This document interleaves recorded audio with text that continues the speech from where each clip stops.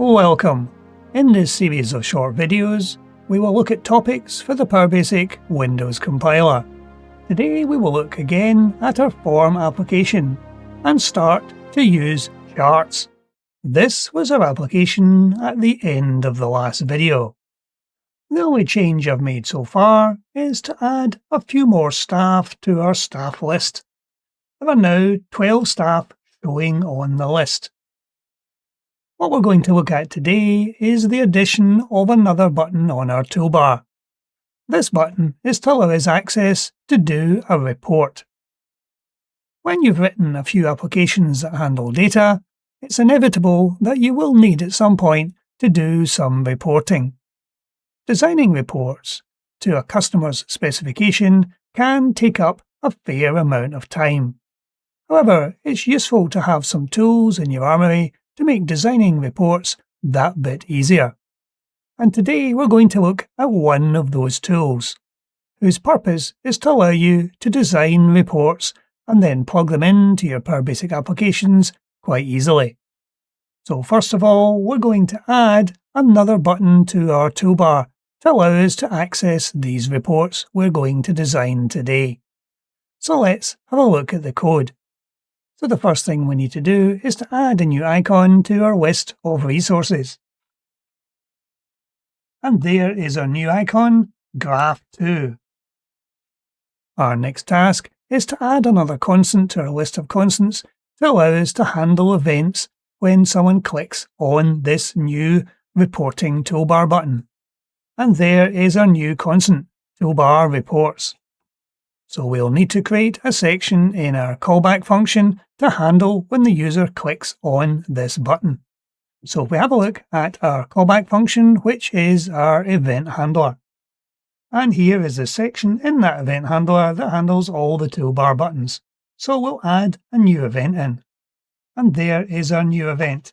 This will be the function we're calling to display our new report. So now we can look at designing our chart. This particular utility is especially useful when interactively designing your chart in the presence of a user or users. So here is the RMC designer. We'll step through this one stage at a time. At the moment, we have a completely blank chart. So we're going to go to the Control tab and we're going to give it a background.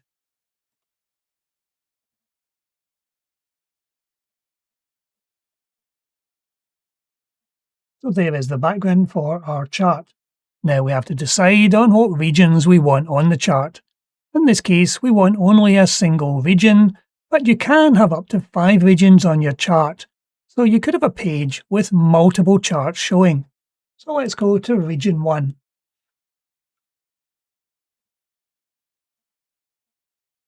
And we'll give it a caption. Now we don't have any data, so we're going to have to add some data. And given that we have a CSV file, we can pull our information from there. But initially, we're going to hardcode everything into this designer. So first of all, we want some label text on one of the axes. So there we have our ranges at the bottom of the chart.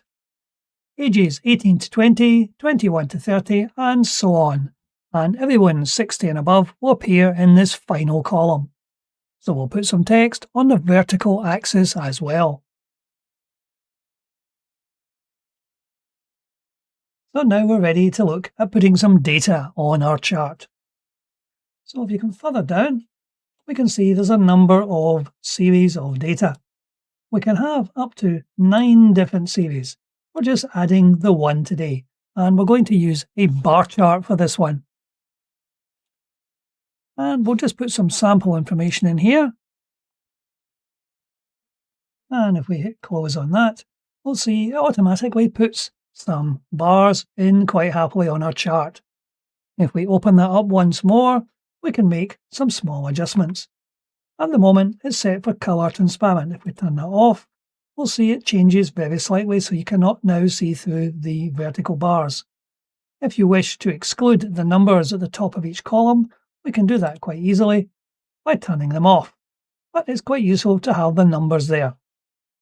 You can also change the style of the vertical bar. from flat to gradient style to hover and 3D. But I find the column flat one is a good one to grab the attention of anyone looking at our chart. So now that we have a basic chart, we can of course add extra information to it. If we go back to the Control tab and scroll down, we'll see there's a number of custom objects we can actually add. We can add in some text. And we can give that text a location. And we can change the size of the text. You can change the colour quite happily by browsing over this colour picker. We can also do something similar with the colours of our vertical bars. If we go in and we click the different colour for each bar, they now have the same colour. And you can choose which colour you want them to be if you want them all the one colour. However, giving it a different colour for each bar helps it look better on screen. So now that we have our chart, how do we get this inside our application? Well, if we go up to the top of the screen and click on the File menu, there's a Get Source option. If we click on that, we can see there are a number of options. And we're most interested in PowerBasic. So if we go for a complete ready-to-go source and hit OK, this has now been copied to our clipboard. So let's leave this on screen for the moment in case we want to make any more changes. And let's go back and look at our code. So we're going to create a new include file. And we'll just paste in what's in our clipboard. Now, we're going to use this as an include file, so we're going to take this out. It has included the Windows API and a common dialog. So we'll mark those once just in case they've been loaded already. And I'm going to copy this RMchart into the local folder. And there's a pb main function there, so we'll take the pb main function out. And this is the dialog function we're going to be executing. So we'll take this out, and we've already got that in our callback function for when the user clicks on the button on the toolbar to give them reports. So if we save this, and we will give this a name.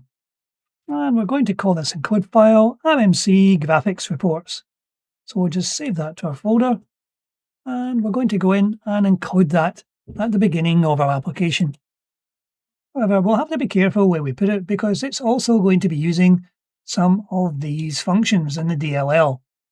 And it's also going to be making use of some of our types. So I think we can fit it in round about here. And there is our include. We do a test compile to make sure that compiles cleanly, which it does. And we will attempt to run this now. So there is our application loaded, and we still have to amend the code to put our toolbar button in. So let's go and do that next. Let's look for the function that creates our main toolbar. So there are the options on our toolbar, and there are the icons we're adding to the image list.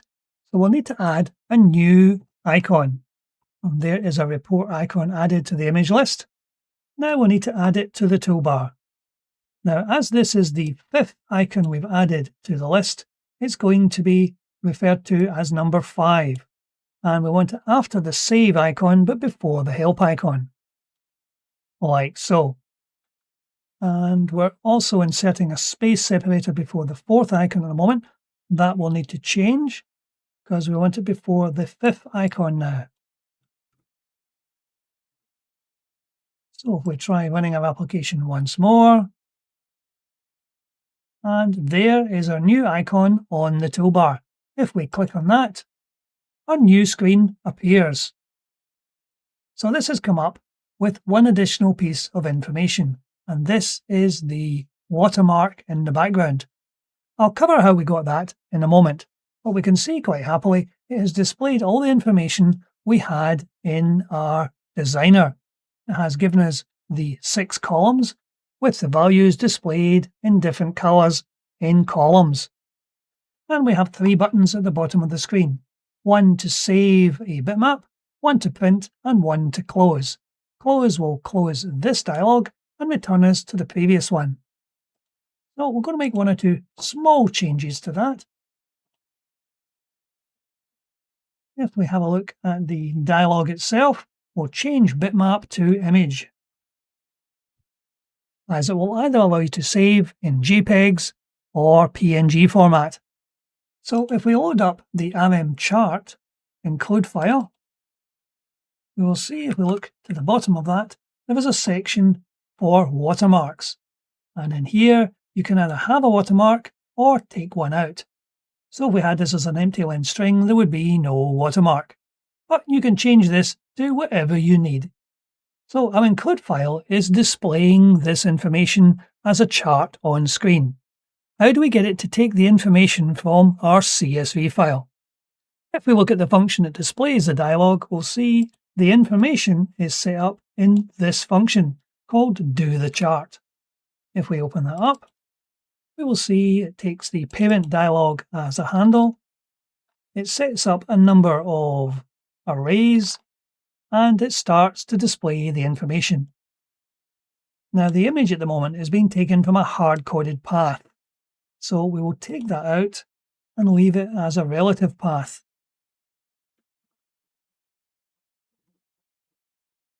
And if we look further down, we'll see there are a number of sections. Add the caption to the region. So, of course, this could be driven by data coming back from perhaps a SQL Server database. Adding the grid to the region. The axis text, number of staff, and the age ranges. Again, this is all handled in strings. The string is delimited by the asterisk character, allowing you to set text for each of the columns.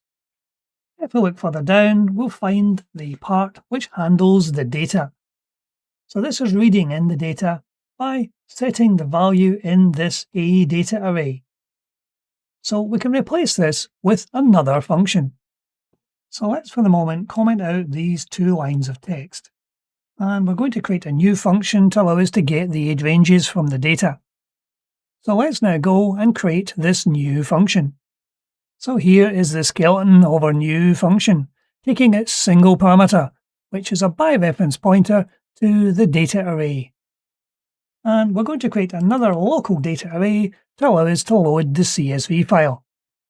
So we're setting the CSV file as being our executable path, plus the name of the list view grid, which we are storing as a constant.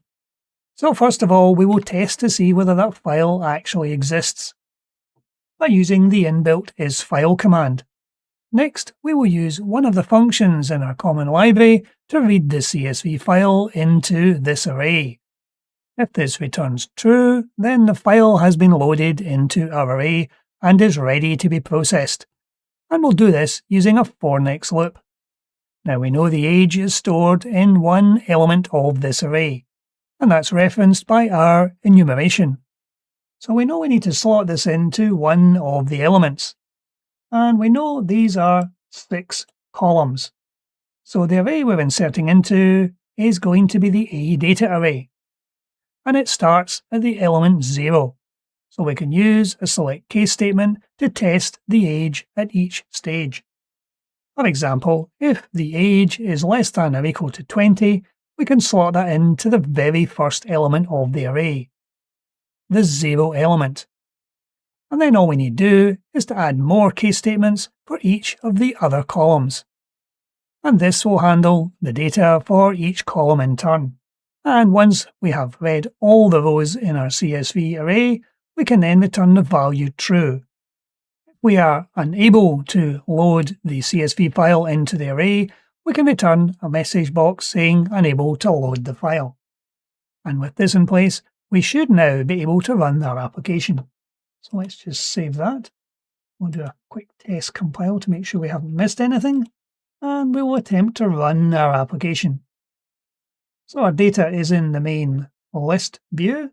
Let's click on the reports button, and there is our data live from the CSV file, showing one person between 18 and 20, 5 between 21 and 30, and the value for each of the other age ranges. So you can see it's quite easy using this utility to design a graphical report, which looks quite impressive on screen. As well as doing bar charts, there are many other types of chart you can actually do. And the fact we gain access to reports by clicking on a button, the first function of this button could be to give you a list of all the available types of report which your application will support. Then once the user has picked the selected chart they wish, it would then display this to them on screen, giving them the option to save the image, which would allow them to save it to another format, either JPEGs, PNGs or EMFs, or even print it to their printer. So in summary, what we've done today is we have added the ability to create a chart using a chart design tool. This allows you to step through the design phase with your users, and then easily take all the source code generated into your application. Then all you need to do is to amend the variable data, for example, the number of columns, the data within those columns, into our code in variables. These variables can be the return from functions. So it's quite easy to build a flexible system. So hopefully you'll find this code and this utility useful for your graphical applications. But that's it for today. Thank you for watching. Thank you for watching today's video. Please feel free to click on the link in the description below to discover more videos.